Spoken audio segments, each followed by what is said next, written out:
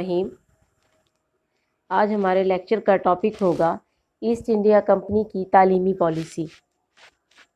जैसे कि आप लोगों को पता है कि ईस्ट इंडिया कंपनी तिजारत के बहाने से बरसगीर पाक व हिंद में आई और आहिस्ता आहिस्ता यहाँ पर अपनी मकारी और साजिशी पॉलिसियों के साथ उनने सियासी तौर पर इतने कदम जमा लिए कि वह हुकूमत पर काबिज होते चले गए। बरतानवी तालीमी पॉलिसी को समझने से पहले पस मंज़र के तौर पर इसे हमारे लिए समझना इंतहाई ज़रूरी है कि ईस्ट इंडिया कंपनी की तालीमी पॉलिसी क्या थी, क्योंकि ईस्ट इंडिया कंपनी दरअसल बेस बनी है आगे चलकर बरतानवी हुकूमत के लिए, बरतानवी राज के लिए। और बुनियादी तौर पर अगर देखा जाए तो ईस्ट इंडिया कंपनी की तालीमी पॉलिसी और बरतानवी हुकूमत की तालीमी पॉलिसी में कोई ख़ास फ़र्क नहीं है। वो सियासी लिहाज से 1758 की आज़ादी जो है वो एक अलग सियासी वाक़या है, सियासी मोड़ है, लेकिन कंपनी की तालीमी पॉलिसी में तसलसल नज़र आता है। इसके लिए ज़रूरी है कि पहले हम ईस्ट इंडिया कंपनी की तालीमी पॉलिसी को देख लें कि वो यहाँ तिजारत के बहाने जब आकर अपनी सियासत के थ्रू पंजे गाड़ चुके थे, तो उन्होंने यहाँ की आवाम को बज़ाहिर खुश और मुतमईन करने के लिए किस तरह की तालीमी पॉलिसी अपनाई जो बेस बनी आगे चलकर बरतानवी हुकूमत की मुनाफिकाना तालीमी पॉलिसी के लिए। 1757 में जंग प्लासी में कामयाबी और बंगाल पर कब्ज़े के बाद ईस्ट इंडिया कंपनी का राज जो है मुसलसल फैल रहा था और ये कंपनी अब पूरे मुल्क पर आहिस्ता आहिस्ता काबिज हो रही थी। कंपनी ने बरसगीर पाक व हिंद के लोगों की ज़हनी तब्दीली के लिए खुसूसी तौर पर तालीम के बारे में एक दूर रस हिकमत अमली तैयार की, क्योंकि इन्हें ये इल्म था और इन्हें इस बात पर यकीन था और उनका यकीन वक्त और तारीख ने साबित कर दिया कि दुरुस्त था कि फ़ौजी गलबा आखिर एक न एक दिन ख़त्म हो ही जाता है और हमारा भी हो जाना है, लेकिन ज़हनी ग़ुलामी सदियों तक कायम रहेगी। और ज़हनी ग़ुलामी को सदियों तक कायम रखने के लिए ज़रूरी है कि हम यहाँ के निज़ाम तालीम को अपनी गिरफ्त में ले लें। और आज के मौजूदा हालात व वाक़यात ने यह साबित कर दिया है कि उनका ये अंदाज़ा, उनकी ये साजिश और प्लान वक्त के और तारीख साबित कर रही है कि दुरुस्त साबित हुआ। 1765 से कबल ईस्ट इंडिया कंपनी की सरगर्मियाँ जो हैं वो सिर्फ ज़्यादातर तजारत के साथ ही मुंसलिक थीं, लेकिन इस दौरान भी कंपनी तजारत के साथ साथ असाइयत की तबलीग यहाँ पे करती रही थी और इस मकसद के लिए इसने मुकामी लोगों को भर्ती किया और असाइयत की मुनज़्ज़म बाकायदा तबलीग की और इसके तबलीग के लिए बाकायदा ईस्ट इंडिया कंपनी ने उनको खर्च भी दिया, पैसे भी दिए। इससे हम कंपनी की जो असल सोच है उसका अंदाज़ा लगा सकते हैं कि अगर आप कहीं तिजारत के लिए गए हैं और आप वहाँ पे न्यूट्रल रहना चाहते हैं, आप वहाँ मुतअस्सब नहीं होना चाहते, आप वहाँ के मामलात में शामिल नहीं होना चाहते, तो फिर वहाँ पर अपने मज़हब के प्रचार के लिए आप पैसे क्यों खर्च करेंगे? एक बिजनेसमैन इस तरह क्यों करेगा? इसका मतलब है कि उनका बिजनेस के साथ साथ पॉइंट ऑफ व्यू यकीनन कोई और भी था। 1698 में कंपनी के चार्टर की दोबारा से इसको रिन्यू किया गया, इसकी तजदीद की गई। तो फिर बरतानवी पार्लियामेंट ने बाकायदा तौर पर इसके अंदर एक शिक मंजूर की। उन्होंने इस शिक में ये कहा कि कंपनी के लिए ये कंपल्सरी है कि वो हिंदुस्तान में कायम अपनी तमाम फैक्ट्रियाँ और तजारती जहाज़ इन पर ईसाई मुबल्लिगीन का तकर्रर करें और हस्बे ज़रूरत ईसाइयत की तबलीग के लिए जहाँ ज़रूरत हो स्कूल भी कायम करें। अब मैं यहाँ रुक के ना कुछ कहना चाहती हूँ इस टॉपिक के हवाले से और मौजूदा सिनेरियो के हवाले से। ये अक़वाम मौजूदा जो हमारी यूरोपीय दुनिया है, मगरबी दुनिया है, जिन्होंने एक फंडामेंटलिस्ट का हमारे ऊपर टैग लगा दिया है। आप ये देखें कि 1698 में, आज से 2-2.5 सदियाँ पहले,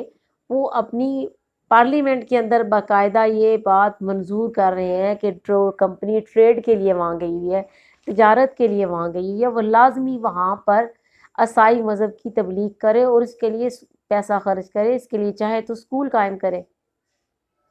मुझे समझ नहीं आती कि अनपढ़ लोग तो एक तरफ हैं, हमारा पढ़ा लिखा तबका इस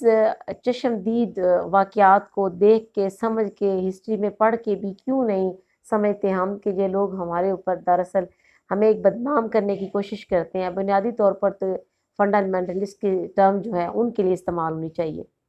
जिन्होंने यहाँ पर आकर इस नीयत के साथ यहाँ पर कब्ज़ा किया, इस खित्ते के लोगों की ज़िंदगियों को ख़राब किया, यहाँ के तालीमी निज़ाम को बर्बाद किया। جب کمپنی نے اس قسم کی پالیسی اختیار کی تو مقامی لوگوں کے اندر تشویش کی لہر دوڑ گئی، اور وہ تشویش بالکل حقیقی تھی، اور اس کے ساتھ ساتھ مسلمانوں کی تشویش وہ زیادہ تھی، کیونکہ مسلمانوں کا عقیدہ الحمدللہ ایسا نہیں ہے جو کہ وقتی ہو، کسی پیسے کا محتاج ہو یا کسی لالچ کا محتاج ہو، لیکن اس کے برعکس ہندوستان میں مقیم ہندوؤں نے عیسائی مشنریوں کا ساتھ دیا اور ان سے اپنے فائدے مالی طور پر اٹھائے۔ اس دور میں ہندوستان کی جو کمپنی کی تعلیمی پالیسی کا بانی ہے وہ چارلس گرانٹ تھا۔ چارلس گرانٹ کون تھا؟ چارلس گرانٹ دراصل ایک ایسٹ انڈیا کمپنی کا ویسے تو ایک ملازم تھا، بعد میں ایک عیسائی مشنری کے طور پر اس نے پورے ہندوستان کو عیسائی بنانے کی مہم کا آغاز کیا۔ اس نے ہندوستان کے تعلیمی اور اخلاقی حالت کو انتہائی پست جا کر پیش کیا برطانیہ میں، اور یہ کہا کہ وہاں کے لوگ جہالت کا مرتبہ ہیں، اور برطانوی حکومت کو چاہیے کہ ہندوستان کی تعلیم کی ذمہ داری قبول کر لے اور ان لوگوں کو اس جہالت سے، اس اخلاقی پسماندگی سے نکالے، اور اس کے لیے کیا کرے؟ اس کے لیے وہ مشورہ یہ دیتا ہے حکومت کو جا کے کہ مغربی علوم کے ساتھ ساتھ عیسائیت کی تعلیم دیں ان کو، ورنہ یہ تو جاہل ہی رہ جائیں گے، اور اس مقصد کے لیے انگریزی کو ذریعہ تعلیم بنائیں۔ ان کی مقامی زبانوں میں یہ اہلیت ہی نہیں ہے، اور انگریزی زبان کو، ادب کو، لٹریچر کو نصاب کے اندر وہ شامل کریں۔ اسی لیے چارلس گرانٹ کو برصغیر کے موجودہ تعلیمی نظام کا بانی کہا جاتا ہے۔ اس میں دونوں پیراگراف میں آپ نے دیکھ لیا، تو مختصراً اگر ہم خلاصہ کریں کہ ایسٹ انڈیا کمپنی کی اس دور میں تعلیمی پالیسی تھی کیا، یا اس خطے کے لوگوں کے لیے، تو وہ کچھ اس طرح کے پوائنٹس، چار مین بنیادی پوائنٹس بنتے ہیں کہ مغربی علوم اور عیسائیت کا فروغ، تجارت کے ساتھ ساتھ یعنی مغربی علوم ہم یہاں پھیلائیں گے، عیسائیت کا فروغ کریں گے، اور جتنے عیسائی مشنری ادارے ہوتے ہیں ہم ان کی بالواسطہ بلا واسطہ ہر طرح سے مدد بھی کریں گے اور سرپرستی بھی۔ مغربی تعلیم کے ساتھ ساتھ مشرقی علوم کو جاری رکھا جائے گا۔ کیوں؟ اس لیے جاری رکھا جائے گا کہ ہماری جو حکومتی معاملات اور میٹرز ہیں ان میں فوری طور پر کوئی رکاوٹ نہ ہو، اس میں ان کی مقامی لوگوں کے ساتھ کوئی ہمدردی یا اخلاق یا بطور عوام ان کے رائٹس کو تسلیم نہیں کیا تھا، صرف اپنی حکومت میں رکاوٹ نہیں ڈالنا چاہتے تھے۔ نمبر 3 کہ مشرقی علوم میں ادب کو بنیادی اہمیت دی جائے، مدرسوں میں اور پاٹھشالاؤں کا مطلب ہے ان کی جو غیر مسلم تھی ان کی عبادت گاہیں، اعلیٰ مذہبی اداروں کو مالی امداد دی جائے، اور سب سے امپورٹنٹ بات اور سب سے گھٹیا جو ان کی سوچ اور ان کا عمل تھا کہ پنڈتوں اور مولویوں کو خطابات اور انعامات سے نوازا جائے، اور انہوں نے عملاً ایسے کیا، جاگیریں وقف کر دیں پنڈتوں کو اور مولویوں کو۔ پنڈت کس کے مذہبی رہنما ہوتے ہیں؟ جیسے کہ آپ جانتے ہیں سب سامعین کے ہندوؤں کے، اور مولوی کا مسلمانوں کے ساتھ تعلق۔ ان لوگوں کو خریدیں، لالچ دیں، کس لیے؟ تاکہ یہ دین میں سے اصل حقائق کو چھپائیں اور مسلمانوں کو اور اپنی مذہبی پیروکاروں کو مختلف معاملات میں الجھا دیں اور اصل حقائق کو چھپا لیں، بینہ اس طرح جیسے کہ یہود نے کیا کہ اپنی کتابوں میں سے اصل حقائق کو چھپا کر غلط معاملات اپنے مذہبی جو عوام تھے ان کو، عقیدت مندوں کو گمراہ کیا تھا۔ اور اس کے لیے انہوں نے یہ بھی کہا کہ بااثر ہندوستانیوں کا اعتماد حاصل کرنے کے لیے ان کے بچوں کو اعلیٰ ملازمتیں دیں۔ اب اس کمپنی کے اس گھٹیا طریقہ کار کو دیکھیں، ان ترقی یافتہ اقوام کی ہسٹری کو ہم دیکھیں تو کس قدر یہ احمقانہ طریقہ کار ہے،